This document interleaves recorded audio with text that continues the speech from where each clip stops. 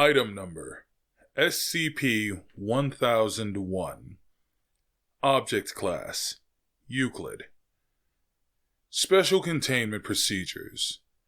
SCP-1001 is to be kept at Bio-Site-103 in a greenhouse reinforced as per Dangerous Organisms Protocol 12A. It is to remain rooted in the soil core, 9-meter diameter by 4 meters deep, in which it was removed from the site of discovery. It is to be watered and fertilized sporadically, as detailed in Document 1001-2. No object capable of producing hazardous sound, sonic weaponry, audio-based mimetic effects, high-decibel infrasound, etc., is permitted within hearing distance of Bio-Site-103. The object is to be fed 20 kilograms of nutritional supplement 1001-R8 once monthly. The precise formula for nutritional supplement 1001-R8 is detailed in Document 1001-2. But it bears repeating that the supplement's protein content is not to be less than 40% by mass, and that all protein is to derive from pigs, dogs, or comparably intelligent species. These guidelines may be altered as necessary when testing requires that SCP-1001 be hungry. Bones, horns, and other heart tissues are never to be provided except as part of duly supervised tests. All tests involving provision of heart tissue are to be pre-approved by both Dr. Glastonbury and the current security director of Site-103. Description: SCP-1001 is a single plant apparently belonging to an undescribed species of Welwitschia. Unlike other Welwitschia species, it has a tree-like trunk which broadens into a woody taproot 180 centimeters wide and 5 meters long, 2 meters of which protrude above the surface. Also unique to SCP-1001 are its leaves, which are up to 6 meters long, lined with barbed prickles, and capable of secreting a sticky pitch-like resin, and which are capable of motion with considerable dexterity and strength. SCP-1001 is geographically disjunct from its known relatives, having been found in the Andean high desert near Peru. SCP-1001's trunk and taproot are hollow, opening to a rounded aperture at its apex filled with a highly caustic solution of hydrochloric acid and digestive enzymes comparable to those found in the pictures of Nepenthes SPP. This solution is capable of reducing 50 kilograms of soft animal tissue into a thin slurry within 20 minutes of submersion. While it is capable of photosynthesis, SCP-1001's leaves are singularly inefficient, producing only approximately 50% of the plant's caloric requirements. Likewise, its roots are unusually ineffective at uptake of organic and mineral nutrients.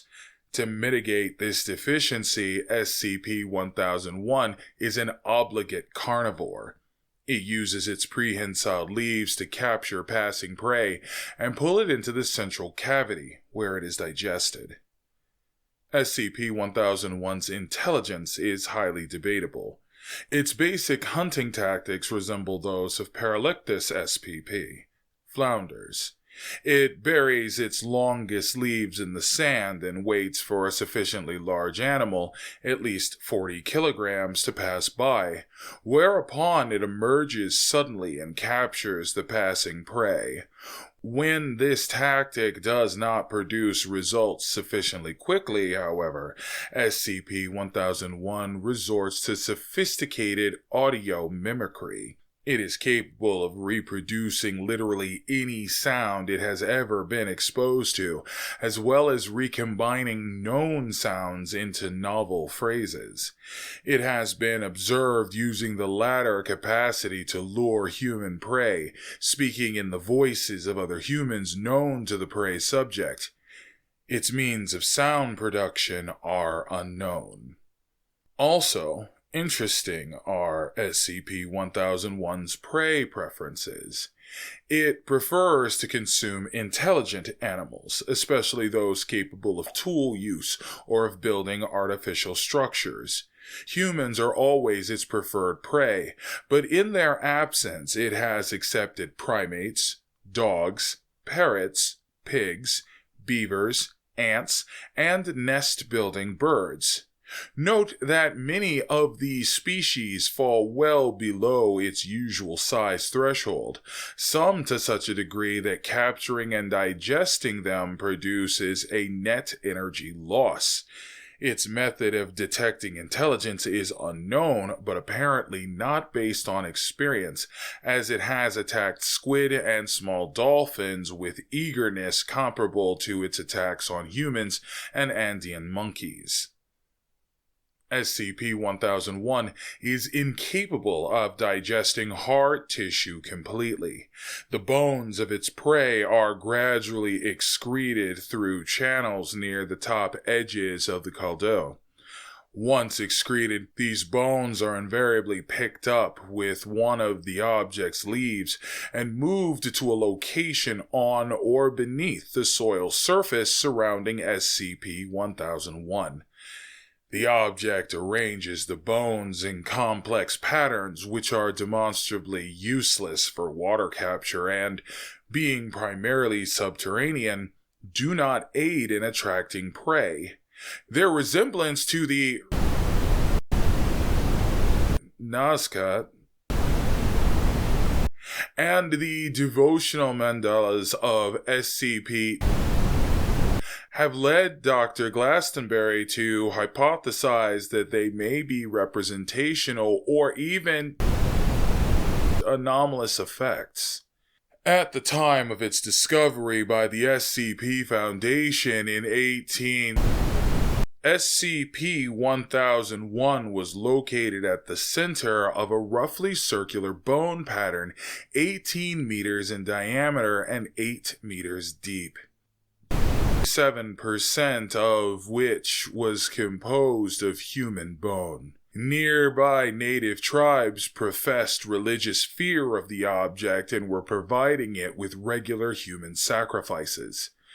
The sacrificial ritual, as finally divulged to Foundation interrogators, required attendant priests to escort the sacrifice towards SCP-1001 along a strictly delineated avenue, later found to correspond closely to certain features of the subterranean bone pattern.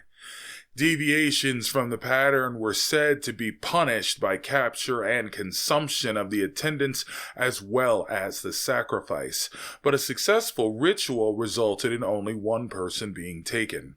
In rare cases, a priest would be directed to move a particular bone to positions just outside the object's reach. Correct placement would be rewarded either with an unspecified gift or a longer reprieve before the next required sacrifice. Oral histories state the ritual to have been originally demanded by the tree itself. Spoke in the voice of our... End of article.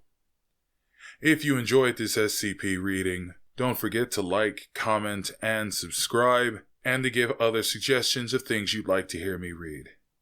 Thanks for listening, and have a great rest of your day.